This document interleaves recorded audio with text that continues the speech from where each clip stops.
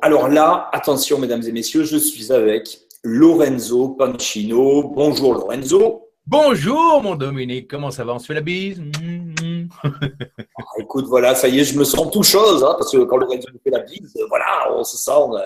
Alors Lorenzo Pancino, on l'aime beaucoup parce que c'est quelqu'un d'abord qui a une énergie qui est démesurée comme ça, et il suffit d'être au contact de Lorenzo pour avoir la patate. Lorenzo, tu as accepté notre invitation pour venir partager ton expérience, donner tes trucs et astuces, aider les gens aussi à suivre une voie. Qu'est-ce que tu as envie que les gens retiennent quand on parle de Lorenzo? C'est quoi le mot-clé? Qu'est-ce qu'il faudrait que les gens disent? Le mot-clé, je dirais, c'est impulsion. C'est l'impulsion. Je pense que voilà, toute ma carrière, ma vie actuelle, ce que je fais aujourd'hui, crée une impulsion. Dès que je rencontre des gens, je crée une impulsion, que ce soit dans leur vie, dans leur business. Et c'est ça que j'ai envie que les gens retiennent, parce que s'il y a beaucoup de gens qui n'osent pas, et je dirais que moi, j'ai tout osé dans ma vie, même me mettre tout nu devant des gens. Donc, mais je ne le ferai pas le 28 mai, je te préviens. Et on est déçus, on t'avait invité pour ça, évidemment. Alors, ce qu'on va pouvoir mettre à nu le 28 mai, par contre, c'est ton parcours.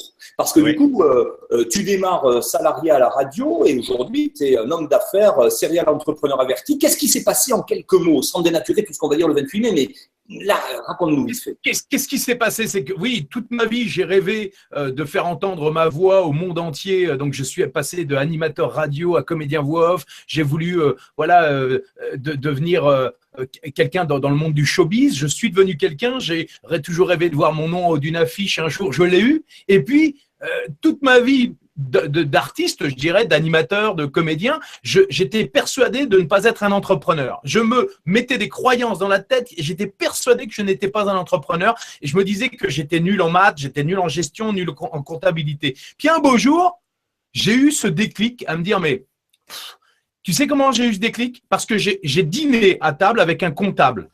Un comptable. Jamais j'avais de repas avec des comptables. Un repas avec un comptable. Jamais j'avais de repas avec des comptables.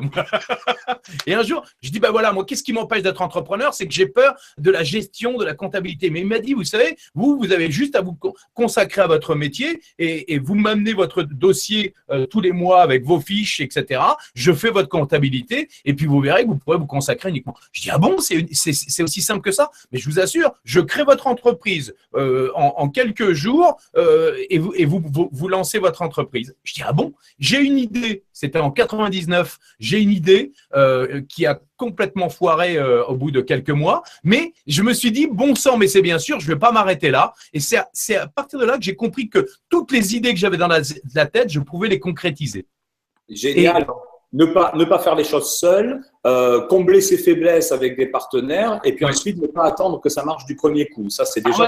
Alors voilà, ça c'est le truc le plus important, c'est cette opiniâtreté. C'est de se dire que, allez, on se prend une baffe, eh ben, on peut se relever. On rentre par la fenêtre, la fenêtre est fermée, on peut rentrer par la cheminée, par la boîte aux lettres. Voilà, c'est toujours se dire que une fois qu'on a créé l'entreprise, en fait, boum, après on peut avoir des idées. C'est pas parce que la première idée elle a foiré que la deuxième va foirer. Et en fait, à chaque nouvelle expérience, finalement, ce n'est pas un échec, c'est une victoire au contraire.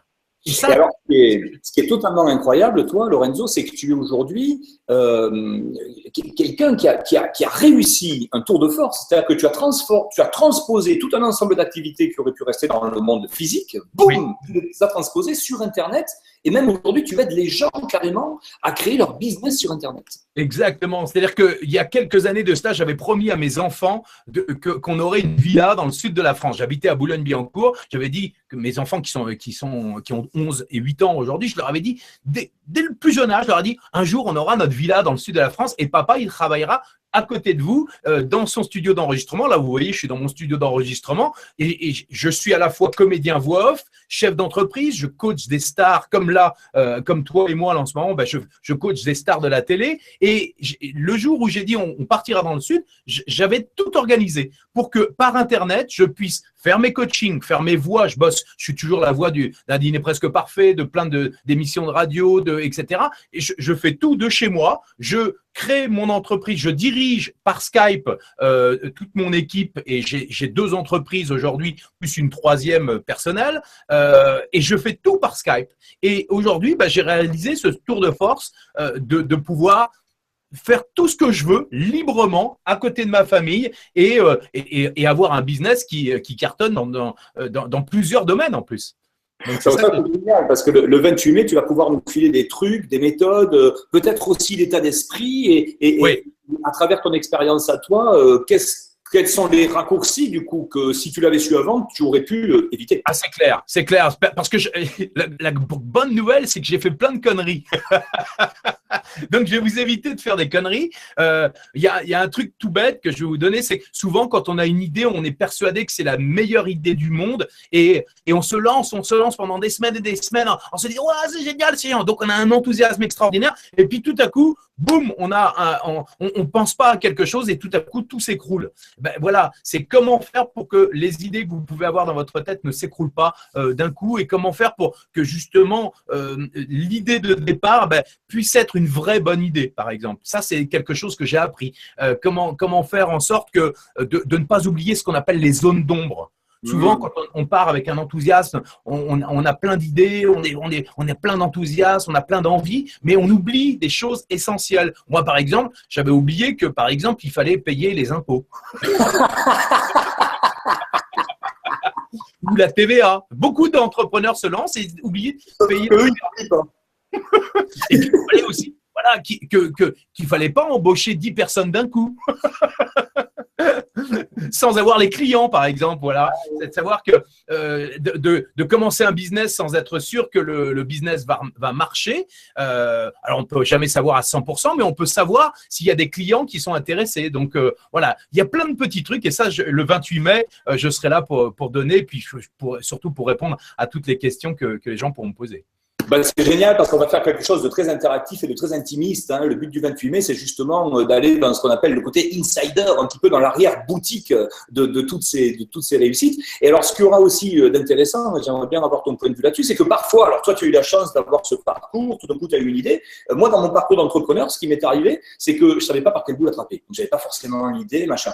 Et ce qui a été déterminant pour moi, c'était du coup d'aider des entreprises à se développer. C'est-à-dire que plutôt que de créer mon propre projet, je me suis mis à aider d'autres entreprises à se développer. Et ce jour-là, le 28 mai, il y aura aussi des entreprises qui cherchent des gens pour faire parler d'elles, qui cherchent des technico-commerciaux, qui cherchent des managers, des gens qui vont pouvoir animer, former, recruter des réseaux comme ça qui vont aider à se développer.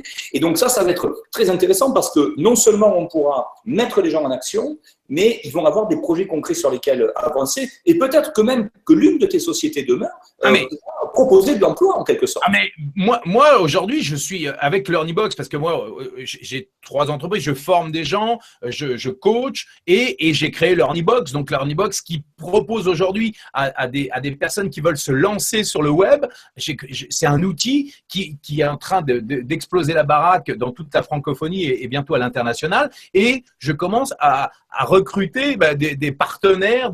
Je cherche par exemple des gens qui voudraient développer le business au niveau entreprise, etc. Et comme je connais pas tout ça, par exemple, ça c'est une zone d'ombre pour moi, je me dis que je vais certainement le 28 mai rencontrer des gens qui ont des compétences que moi je n'ai pas et qui pourraient être motivés pour le développement de Learnybox dans l'avenir. Donc, ah oui, le 28 mai, il va y avoir des opportunités géniales parce qu'en plus, les gens qui viennent sur scène, il y a des gens, il y avait des gens extraordinaires. Moi, je sais qu'il y a Yannick Alain qui vient, il y a toi avec Emmanuel, il y a Bruno, je dis pas tout le monde, mais il y a vraiment des gens qui surtout ont envie de vous aider. Et moi, ce qui me fait kiffer par-dessus tout, c'est d'aider les autres à grandir et surtout à voler, et pas voler dans la poche, de voler de ses propres ailes.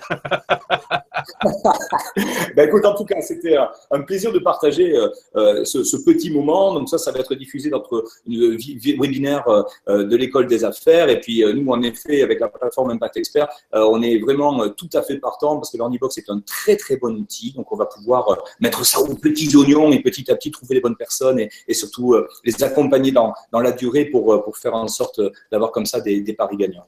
En tout cas, Lorenzo, merci beaucoup d'avoir été avec nous. C'est un plaisir. Et puis on se revoit. On se revoit le 28 mai en pleine forme. Bon pied, bon oeil. Pompier, bon oeil. Avec grand plaisir et je serai là vraiment puis à l'écoute de toutes les demandes. Voilà, moi j'aime bien parler, donc n'hésitez pas. Puis un truc que je vous dis, ne vous voyez pas quand vous me voyez le 28 mai. Venez me voir en me tutoyant comme si on se connaissait depuis longtemps. En me tapant sur l'épaule comme ça. Allez, Ah non, je suis faible quand même. on fera des caresses. On va bouffer les gens. Caressez-moi l'épaule. Merci Lorenzo. Prends soin de toi. Excellente continuation. Ah, ciao.